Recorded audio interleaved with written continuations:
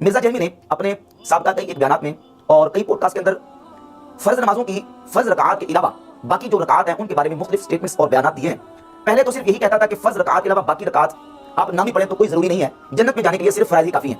اور باقی یہ جو فقہاء نے تقسیم کی ہے سنت موقدہ کی, سنت غیر موقدہ کی, یہ تقسیم بعد میں فقہاء نے کی ہے, یہ تقسیم حدیث کے اندر موجود نہیں ہے. والعیاذ باللہ تعالی. مرزا جرمی کا فالتو کی نسبت نبی صلی اللہ علیہ وآلہ وسلم کی طرف کرنا یہ مرزا جرمی کی بہت بڑی جسارت ہے. امت کے محدثین ائمہ علماء میں سے آج تک کسی نے نبی صلی اللہ علیہ وآلہ وسلم کی ذات اقدس کی طرف فالتو کی نسبت نہیں کی. علی بھائی میرا دوسرا سوال وہی ہے, آپ کی کلپ آ گئی ہے پھر بھی میرے کو جواب سے تسلی نہیں ہوئی, وہی جس میں آپ نے نبی علیہ السلام کی سنت کے لیے فالتو لفظ استعمال کر دیا تھا, کیونکہ انڈیا پاکستان میں فالتو لفظ نوٹوریس کے طور پر لیا جاتا ہے. تو ٹھیک ہے میرے بھائی, اگر آپ سمجھتے ہیں, جی میں آپ کو بتاتا ہوں, اگر آپ سمجھتے ہیں فالتو لفظ میرے بھائی نٹوریس کے طور پر نہیں لیا جاتا. نٹوریس کے طور پر جو لفظ لیا جاتا ہے وہ فضول ہے. فالتو لفظ جو بولا جاتا ہے اردو زبان کے اندر ایکسٹرا کے لیے بولا جاتا ہے.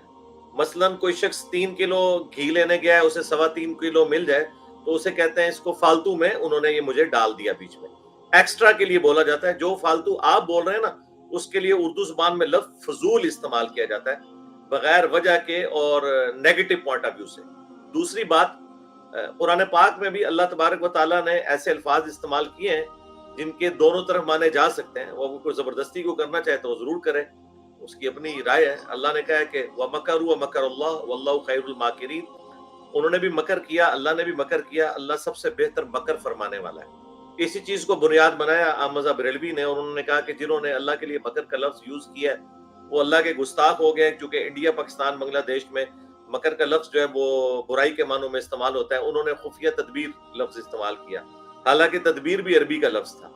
ہمارا موقف یہ ہے کہ جو شخص لفظ استعمال کر رہا ہے اس کی کلیریفیکیشن مانی جائے گی. ہاں اگر کوئی لفظ 100% نوٹوریس بولا جاتا ہو 100%, تو اس کے بارے میں کوئی دوسری رائے نہیں ہے کہ اس کے اوپر بالکل غلطی کا اعتراف کرنے میں کوئی حرج نہیں ہے. تو اردو زبان میں فالتو ایکسٹرا کے لیے بولا جاتا ہے. اور تیسری بات اس میں یہ ہے, ہم جب کبھی بھی سنتوں کا ذکر کرتے ہیں تو ہم یہ ساتھ کہتے ہیں کہ آپ ضرور پڑھیں, لیکن اگر کوئی نہیں پڑھتا تو گناہگار نہیں ہے. اب اس طرح کے چھوٹے چھوٹے کلپ کاٹ کے وہ اس طرح کی چیزیں کرتے ہیں. اب میں اگلے دن احمد بریلوی صاحب کا ترجمہ پڑھ رہا تھا. سورۃ البقرہ میں آیت آتی ہے کہ اے نبی, یہ آپ سے پوچھتے ہیں کہ ہم کتنا مال اللہ کی راہ میں خرچ کریں, تو اللہ تعالیٰ نے فرمایا کہ جتنا بھی مال ضرورت سے فالتو ہے, اضافی ہے, وہ اللہ کی راہ میں خرچ کر دو. تو پتہ ہے اعلیٰ حضرت نے اس کا ترجمہ کیا ہوا ہے کہ جو بھی مال فاضل ہے, ٹھیک ہے, اب فاضل تو یہ فضول والا بن جائے گا, وہ اللہ کی راہ میں خرچ کر دو.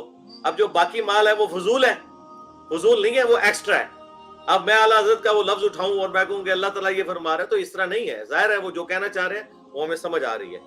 یہ توہین کی کیٹیگری میں اس وقت چیزیں جاتی ہیں جب صراحتاً کوئی توہین کی نیت سے ایسا معاملہ کر رہا ہوتا ہے. تو فالتو لفظ کے اوپر میں 100% کانفیڈنٹ ہوں کہ فالتو کا لفظ نٹوریس نہیں ہے, ایکسٹرا کے لیے بولا جاتا ہے. کوئی شخص فالتو چیز گھر میں لے آئے تو اس کے لیے فالتو کا لفظ بولا جاتا ہے.